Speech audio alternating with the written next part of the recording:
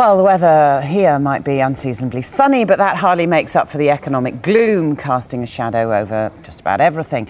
So it is a little surprise that thousands of young Britons are seriously considering leaving it all behind for warmer climes. According to one recent survey, more than a fifth of us would emigrate, providing money was no object. And look where we'd go. Sky's Alistair Bunkle is at the Opportunities Expo at Chelsea's ground in West London. Glad to see you're still there. Where are you hopping off to? Nowhere just yet, but there's a lot of services here trying to sell their wares and sell their services. There's everything really from various top banks in Australia to removal services. Crucially, even I'm standing next to something called Jets for Pets. It's a pet relocation service because it's never quite as easy to move abroad as one might expect, and it's those kind of things that people have to bear in mind when deciding to make this leap. Ticket sales for this event are up 25% on last year, and they expect 6,000 visitors over the 2 days.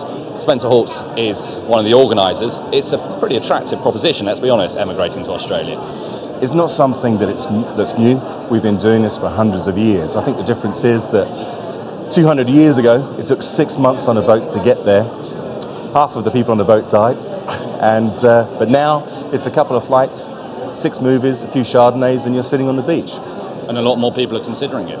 Yeah, we've seen a 25% increase in our ticket sales for our Opportunities Expos here today in Chelsea and next weekend in Leeds and for New Zealand at the NEC. We know that there are Brits in the UK who are maybe a little bit disappointed with the employment opportunities that are coming up.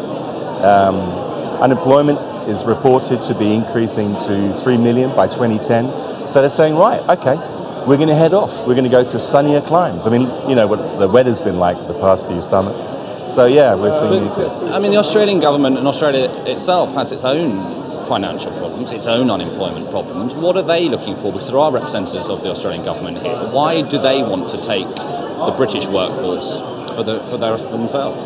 Well, there's a few reasons. I mean, Brits are incredibly popular in Australia and New Zealand. We have a reputation for working very long hours. That work ethic is very attractive, but it's the skills that we bring.